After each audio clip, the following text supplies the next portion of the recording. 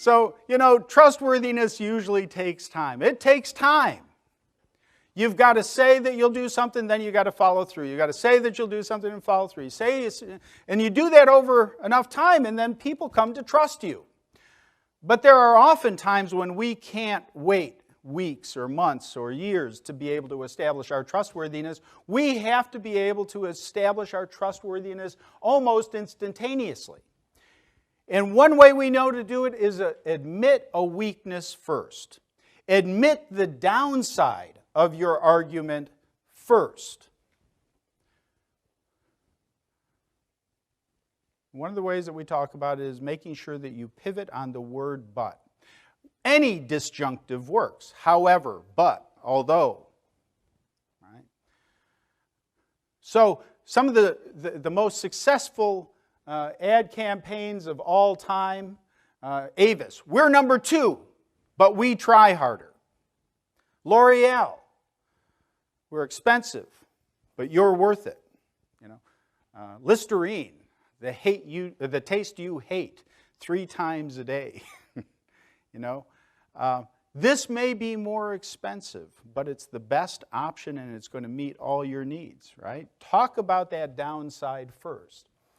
And, so many people try to get you to buy in to their product or their service by telling you all the benefits. Oh, this will make your life better. There will be roses and positive events that will occur as soon as you buy our product, and you'll never be sorry about it. And they keep telling you about all the positive things that are going to happen. How many of you have had that kind of pitch come your way? And what do you think as you're hearing this? What's the catch? When's the other shoe going to drop? How much does this cost? And as soon as the target of influence starts thinking in that way, A, they're not listening to you. And B, your credibility is going down geometrically. It's taken a dive. Don't hide from the downside.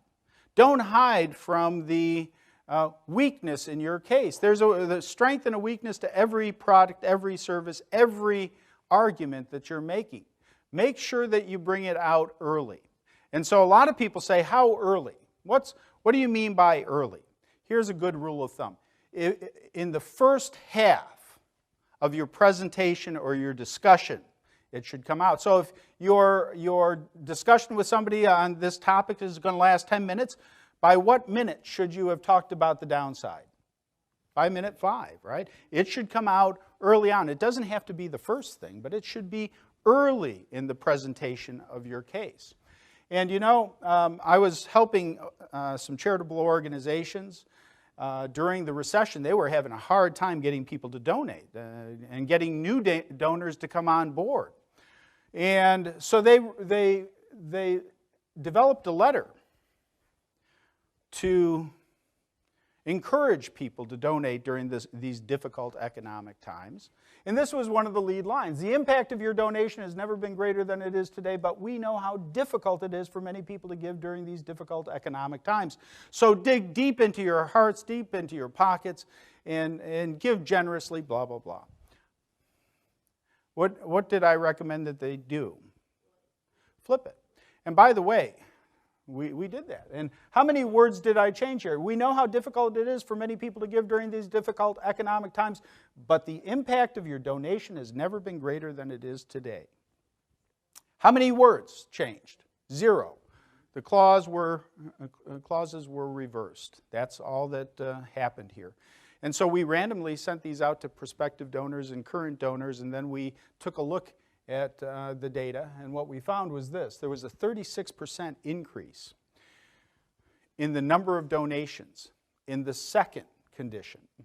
36%. So we got more donations, same words, different order. Then what we did is we looked even deeper into it. We said, what about the size of the average donation? And in the second condition, they were 54% greater.